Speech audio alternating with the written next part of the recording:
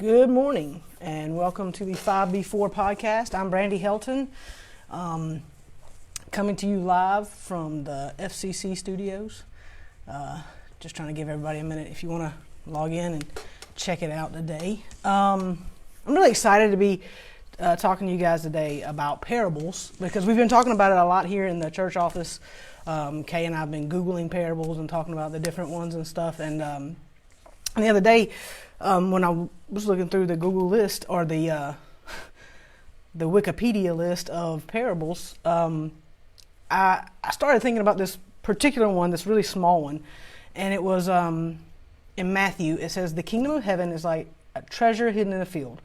When a man found it, he hid it again, and then in his joy went and sold all he had and bought that field."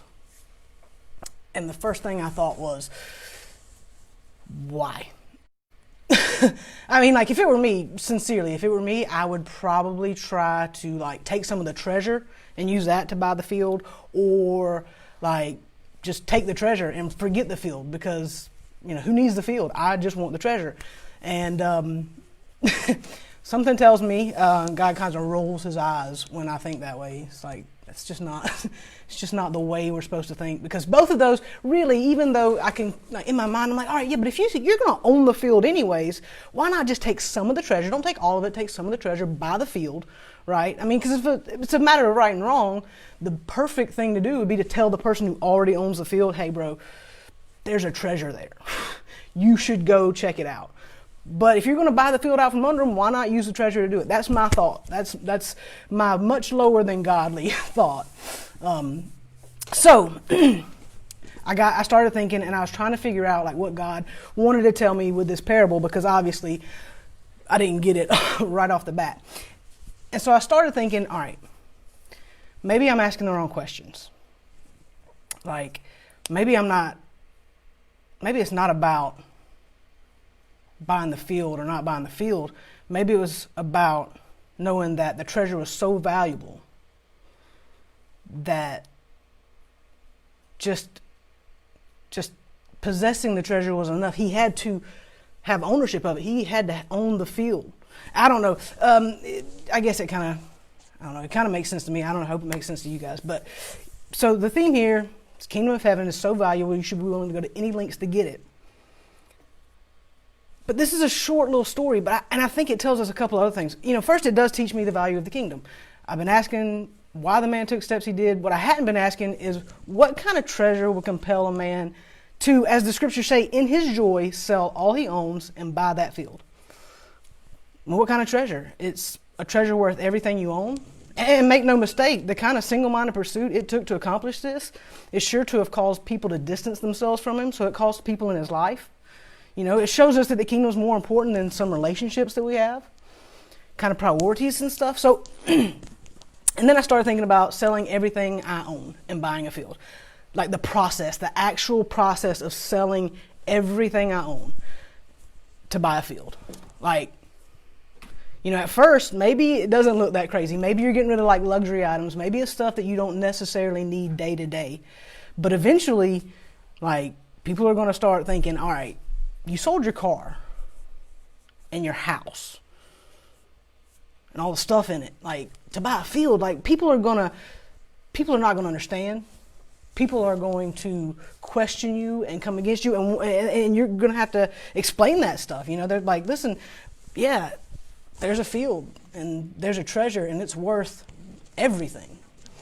I don't know. That's, like I said, something that God's kind of dealing with me on. I don't know. I hope that kind of resonates with you guys. But, you know, I thought about it like this. Okay, I don't know if you've seen the Shawshank Redemption. I'm a big Stephen King fan, and this is actually an adaptation of a short story of his made into a film. The different thing here is usually they take a book and they have to condense it into a 2-hour film. In this case, they took a short story and they had to expand it into a movie. So they took something that was really small and they filled in the gaps and made it better, and they told more of the story and they made more of his story real.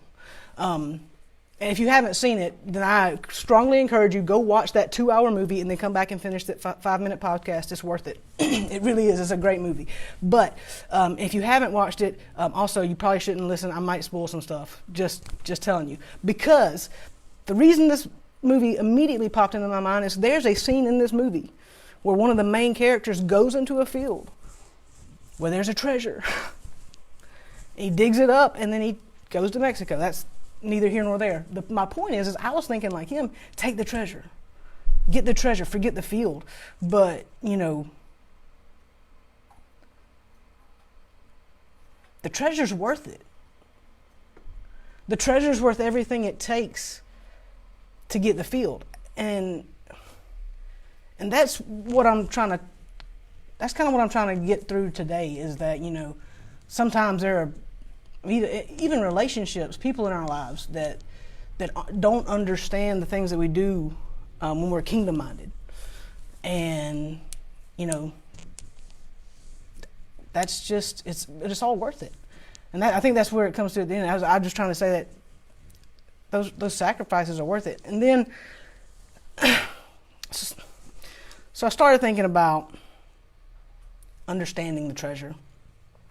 Because when you understand the treasure, and understand when I'm talking about treasure here, I'm talking about the kingdom of heaven.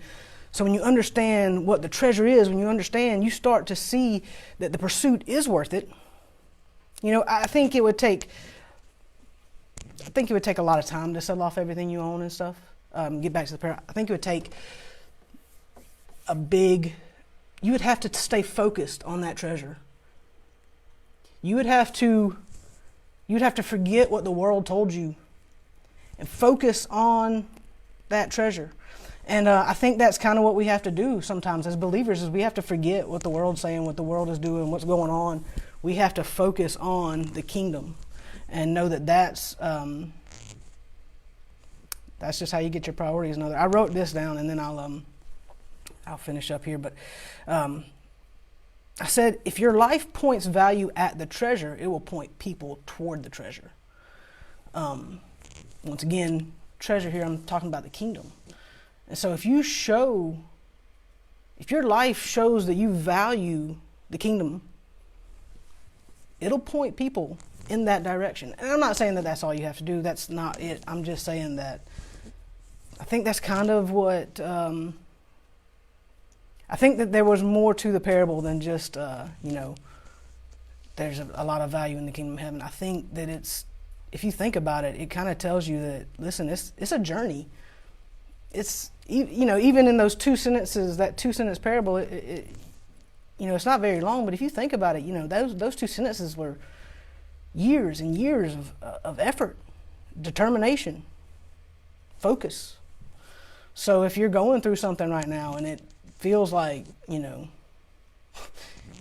treasure just isn't there, or isn't close, or isn't right there, just listen, it's a journey. It really is. So, look, I hope that encourages somebody today. Look, I love you guys, and I don't know. Have a great Wednesday.